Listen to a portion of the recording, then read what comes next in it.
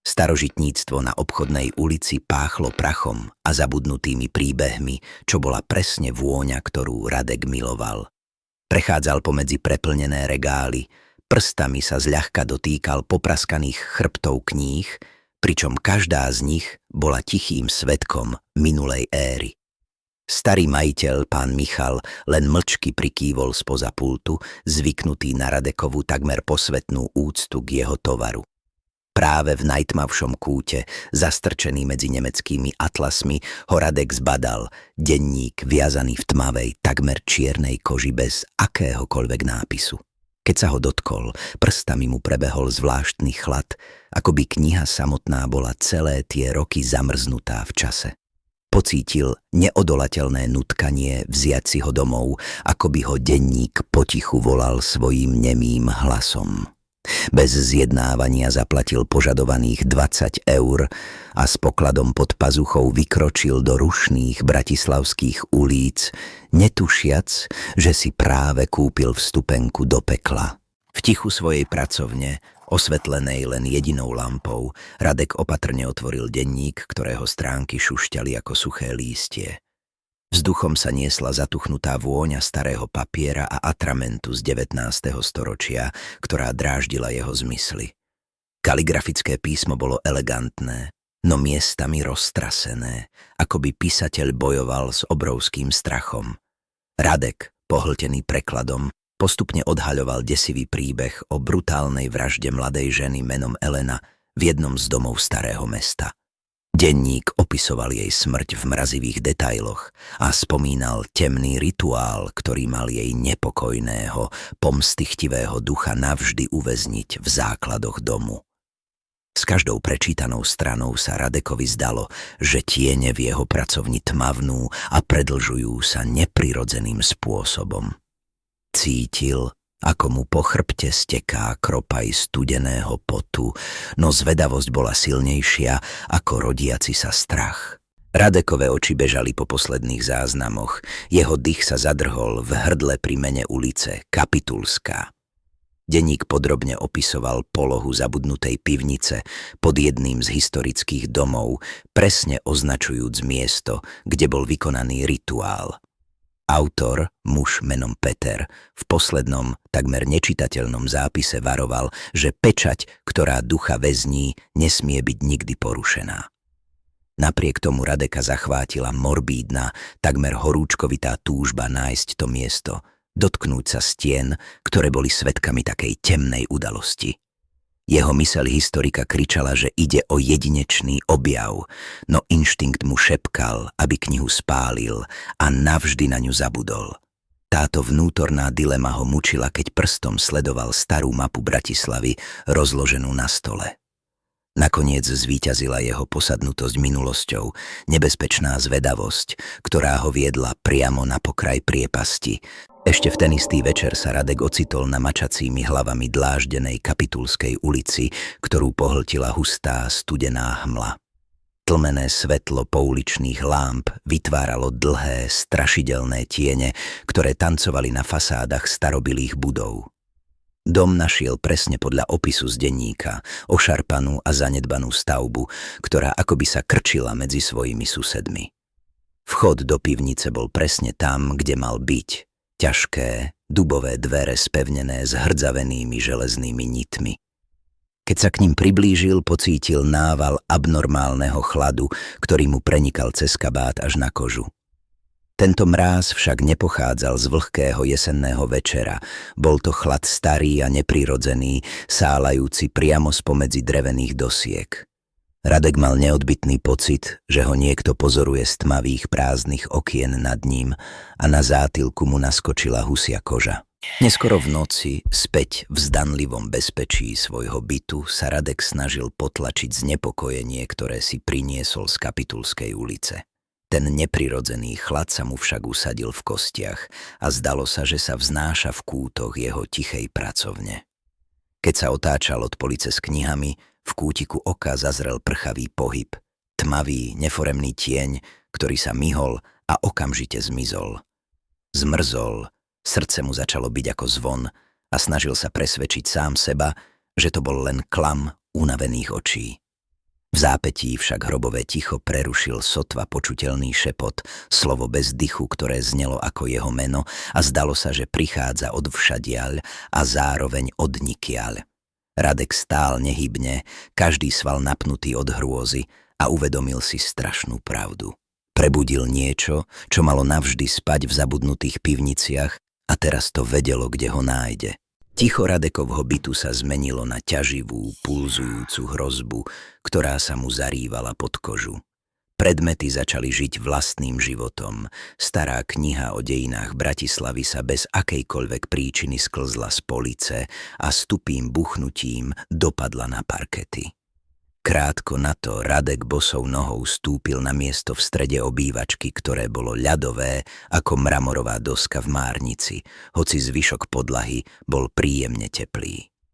Vzduchom sa občas prehnal závan zatuchliny a pachu hliny, ako by niekto práve otvoril dávno zabudnutú kryptu priamo vedľa neho. Každý vrzgajúci zvuk, každý tieň v kútiku oka ho utvrdzoval v tom, že už nie je sám a jeho domov sa stal väzením. Steny, ktoré ho mali chrániť, sa teraz zdali byť nemými svedkami jeho blížiacej sa záhuby, pozorujúc ho s chladnou ľahostajnosťou. Pocit neustáleho dohľadu bol takmer hmatateľný a Radek vedel, že nech robí čokoľvek, neviditeľné oči ho sledujú. Spánok neprinášal Radekovi žiadnu úľavu, práve naopak. Stal sa bránou do pekla, kde prežíval detaily vraždy z denníka s desivou autenticitou. Každú noc sa znova a znova ocital v úzkej, vlhkej uličke na Kapitulskej, cítiac chladné kamene na svojom chrbte a pach strachu vo vzduchu.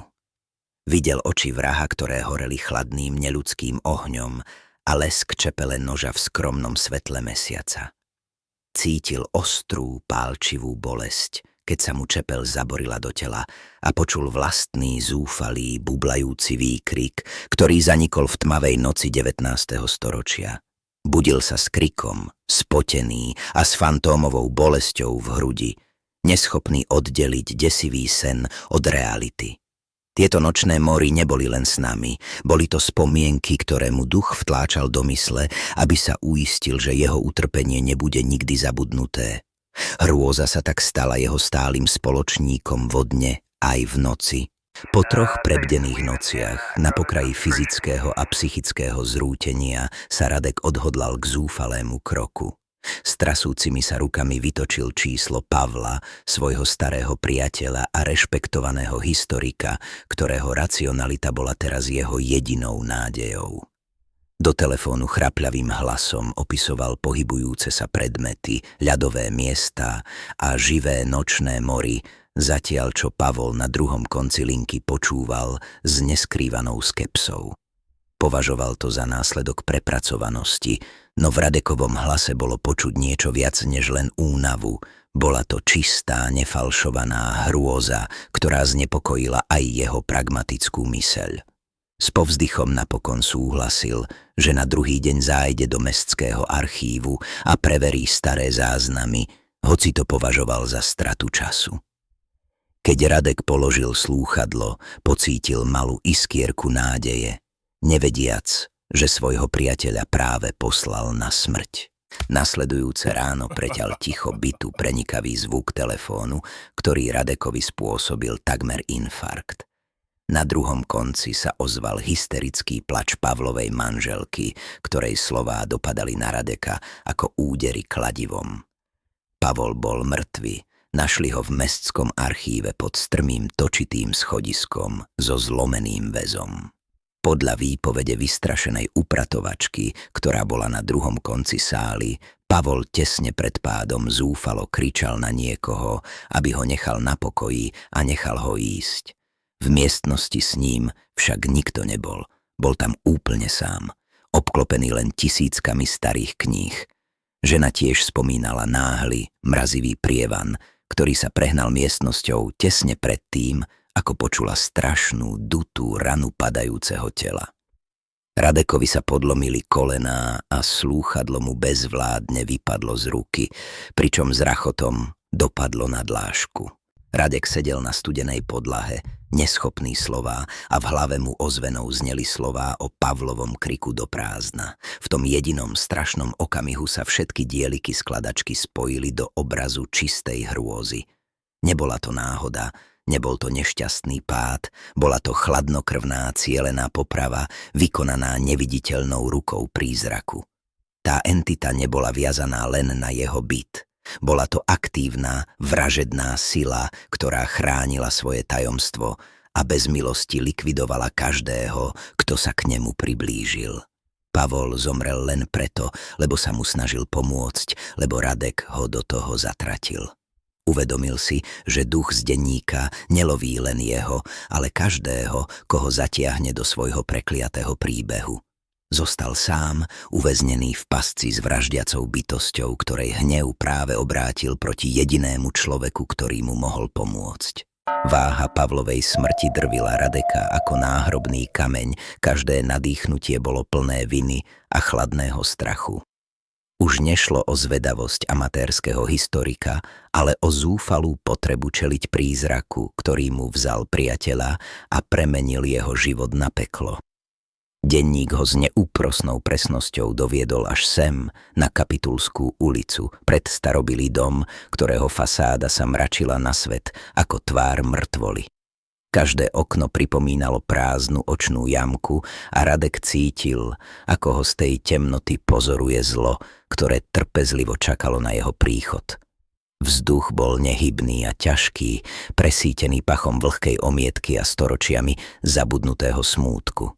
V jeho vnútri však horel malý plamienok odhodlania, živený spomienkou na Pavlov posledný, vydesený pohľad.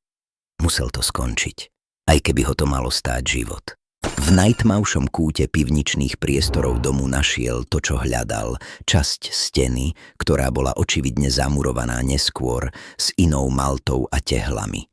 Radek vytiahol z vaku páčidlo a s rukami chvejúcimi sa od zmesi strachu a adrenalínu sa pustil do práce.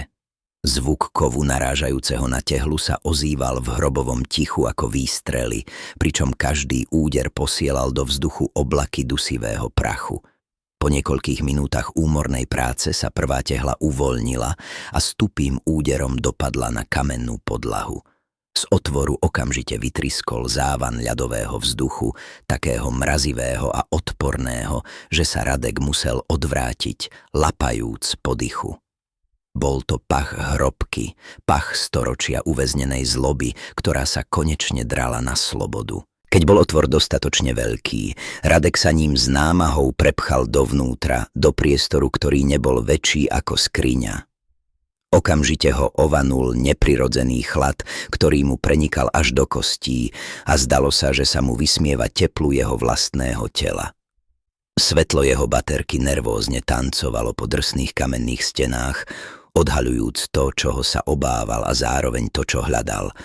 Na stenách boli vyrité tie isté zlovestné symboly, aké videl v denníku, škrabance plné nenávisti vytesané do kameňa.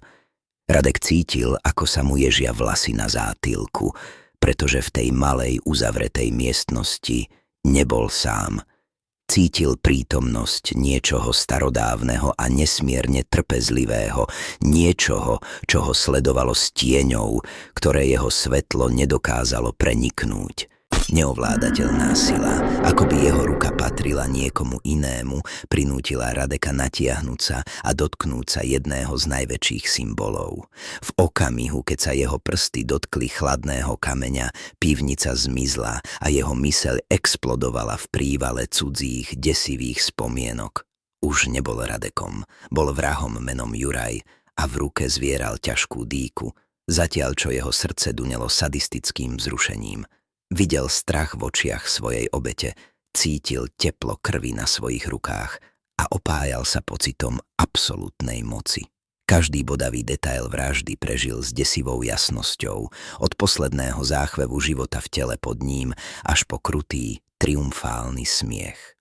S hrôzou si uvedomil, že duchom, ktorý ho prenasledoval, nebola obeť, ale samotný netvor, navždy pripútaný k miestu svojho najväčšieho hriechu. Vízia sa strhnutím rozplynula a Radek sa s výkrikom zrútil na kamennú podlahu, lapajúc po dychu, ktorý mu v pľúcach pálil ako oheň. Mrazivé poznanie, že entitou v dome je samotný vrah, ho ochromilo strachom, ktorý nepoznal hraníc. Jediná myšlienka mu teraz pulzovala v hlave.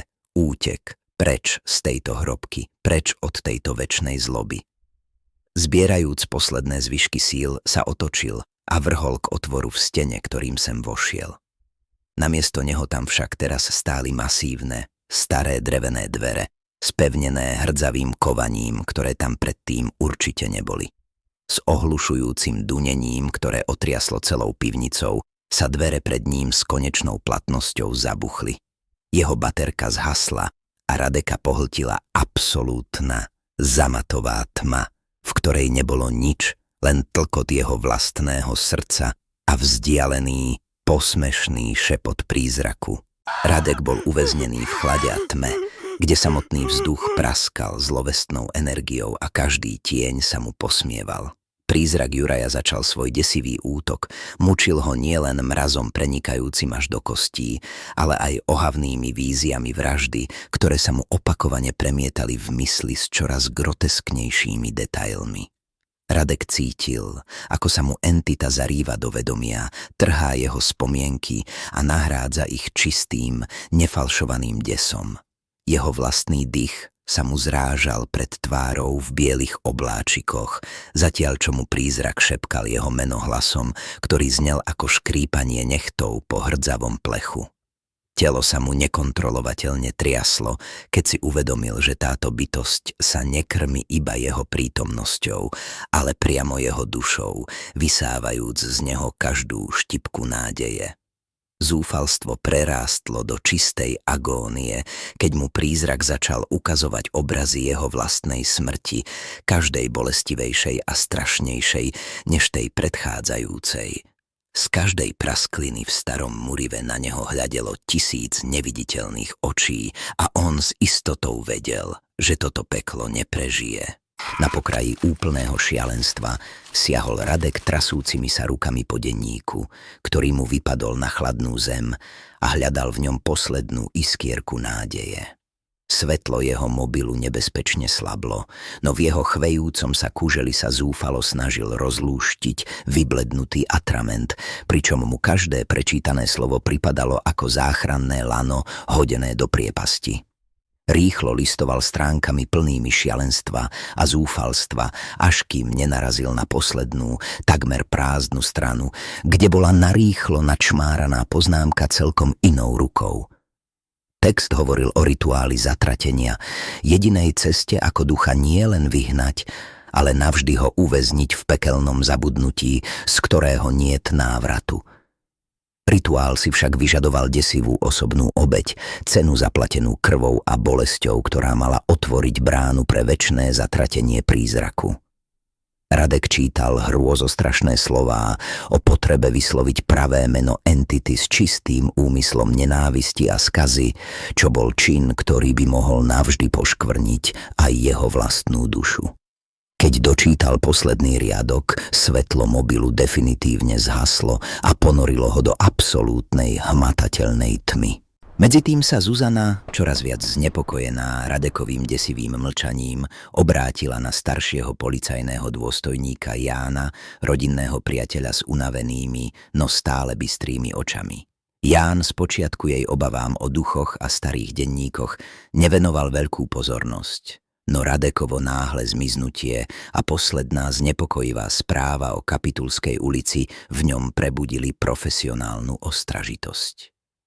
Spoločne prehľadávali staré mestské archívy a katastrálne mapy, pričom ich pátranie viedlo k zabudnutému vlastníctvu a podivným správam o nevysvetliteľných udalostiach spred niekoľkých desaťročí.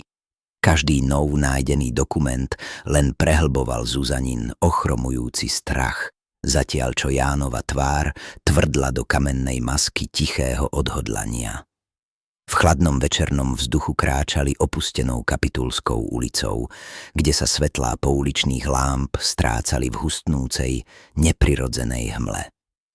Pred starým, opusteným domom sa ich kroky zastavili, keď z hĺbky budovy začuli sotva počuteľný, no nepochybne zúfalý zvuk. Ján bez jediného slova váhania vytiahol z vrecka masívne páčidlo a celou svojou váhou sa zaprel do starých, drevom zatarasených dverí vedúcich do pivnice. Zuzana stála tesne za ním, srdce jej búšilo až v hrdle a každý úder páčidla do spráchniveného dreva rezonoval s jej vlastným, zbesilým pulzom. Drevo praskalo a stonalo pod náporom surovej sily, ako by samotný dom bránil svoje temné tajomstvo až do posledného možného dychu. Zvnútra sa ozval tlmený, no o to zúfalejší výkrik, v ktorom Zuzana s hrôzou spoznala Radekov zlomený hlas. Tento zvuk dodal Jánovi novú silu a s mohutným zavrzganím a praskotom sa dvere konečne podvolili a s rachotom sa zrútili do tmy.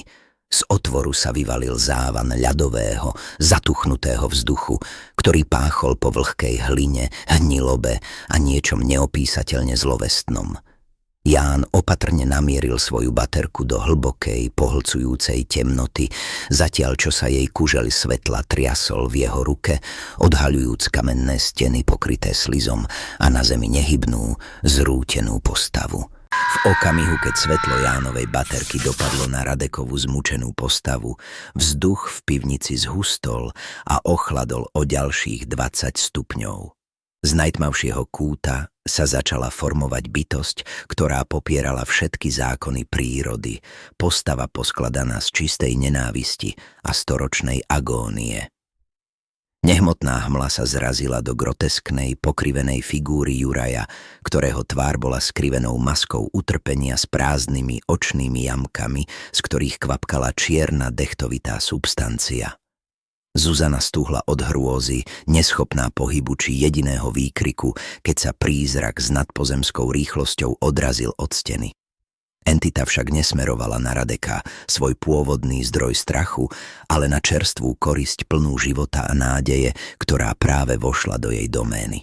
S desivým syčaním, ktoré znelo ako unikajúca para z prasknutého kotla, sa prízrak vrhol priamo na Zuzanu. Ján stihol len vykríknuť varovanie, no bolo neskoro, keď sa prízračné pazúry zaborili do jej ramena a strhli ju k zemi. Prízraková ľadová ruka zvierala Zuzanino hrdlo a Radek vedel, že čas sa kráti na posledné údery srdca. Všetok strach a zúfalstvo sa v jedinom okamihu premenili na chladnú, zúrivú odhodlanosť, ktorá mu vyčistila myseľ. Jeho pohľad zbesilo, prečesával špinavú dlážku pivnice, hľadajúc čokoľvek, čo by mohlo poslúžiť ako nástroj pre nevyhnutnú obeť. Zrak mu padol na úlomok kameňa s ostrou hranou, ktorý akoby tam čakal len na neho, prichystaný samotným osudom. Zdvihol ho a jeho drsný povrch bol v tej chvíli desivejší a zároveň nádejnejší ako akákoľvek zbraň. Vedel, že bolesť, ktorú sa chystá podstúpiť, je ničím v porovnaní s večnosťou hrôzy, ktorá čaká Zuzanu, ak zlyhá. Tento kameň nebol len kusom skaly, ale kľúčom k pekelnej bráne, ktorú musel navždy zamknúť. Bez jediného zaváhania si Radek pritisol ostrú hranu kameňa k dlani a strhnutím si rozrezal kožu a mäso. Ostrá, pálčivá bolesť mu vystrelila až do ramena, no on ju ignoroval, sústrediac sa len na svoj desivý cieľ. Sledoval, ako prvé tmavo-červené kvapky jeho vlastnej krvi stekajú po prstoch a s tichým syčaním dopadajú na prastarý, vyritý symbol v strede miestnosti. Hneď ako sa krv dotkla kameňa, symbol sa rozžiaril matným, chorobným svetlom, pulzujúcim ako zlovestné srdce. Radek cítil, ako sa medzi ním a týmto prekliatým miestom vytvára neviditeľné puto, ako by jeho obeť prebúdzala driemajúcu moc zeme. Každá ďalšia kvapka krvi bola ďalším krokom do priepasti, z ktorej už možno nebolo návratu, no on kráčal ďalej. Vedel, že spečaťuje pakt, ktorý ho poznačí na veky. S krvou tečúcou na oltár vlastnej obety Radek zdvihol hlavu a jeho oči sa zapichli do víriacej temnoty, ktorá bola vrahovým prízrakom. Nabral do pľúc všetok vzduch, všetku bolesť a zúfalstvo, ktoré v sebe za posledné týždne nazbieral. Z plných pľúc vykríkol meno, ktoré mu denník vypálil do mysle. Meno, ktoré bolo synonymom zla v tejto pivnici. Juraj zareval a jeho hlas, zosilnený rituálom a čistou nenávisťou, sa odrazil od stien ako úder hromu. Nebol to len výkrik mena, bola to kliatba, rozsudok, ktorý ho mal poslať do večnej prázdnoty a zabudnutia. Každá slabika bola nabitá silou jeho obety. Slová sa zmenili na neviditeľnú zbraň, namierenú priamo do srdca prízračnej entity. V tom momente sa stal sudcom, katom a spasiteľom zároveň. Prízrak Juraja vydal neľudský škrep, ktorý bol zmysel trhaného kovu a agónie tisícov duší, zvuk, ktorý otriasol samotnými základmi pivnice. Jeho temná, nestála forma sa chvela a vlnila, strácala svoju súdržnosť pod ťarchou Radekovej kliatby a krvavej obety. Zhmotnená postava sa s posledným zúfalým gestom, ako by sa snažila zachytiť posledných zvyškov existencie, začala rozpadávať. Rozplynula sa na nespočetné častice čierneho dymu a sadzí, ktoré so syčaním stúpali k stropu a mizli v starobilých kameňoch. V pivnici konečne zavládlo ohlušujúce, neprirodzené ticho, prerušované len Zuzaniným a Jánovým lapaním podychu. Vzduch bol stále chladný, no zlovestná tiaž, ktorá tu vládla celé storočie, bola preč. O niekoľko týždňov neskôr stál Radek v tichu svojej kúpeľne a hľadel na svoj odraz v zrkadle, no pokoj nenachádzal. Hoci hrozba bola preč a hlboká jazva na jeho dlani sa pomaly hojila, cítil v sebe nezmazateľnú, chladnú stopu. Bol to úlomok prízračného chladu, ktorý sa mu natrvalo usadil v duši, tichý pasažier v jeho vlastnom tele. Keď sa pozorne zahľadel do svojich očí, na zlomok sekundy v nich nevidel seba, ale cudzí, prastarý záblesk zlovoľnej temnoty, ktorá na ňo hľadela späť z nepredstaviteľnej priepasti. Ten pohľad mu s mrazivou istotou našepkával, že prízrak Juraja je síce preč, no jeho vlastné utrpenie sa ešte neskončilo. Vedel, že časť tej hrôzy si so sebou ponesie už navždy ako večnú jazvu na duši.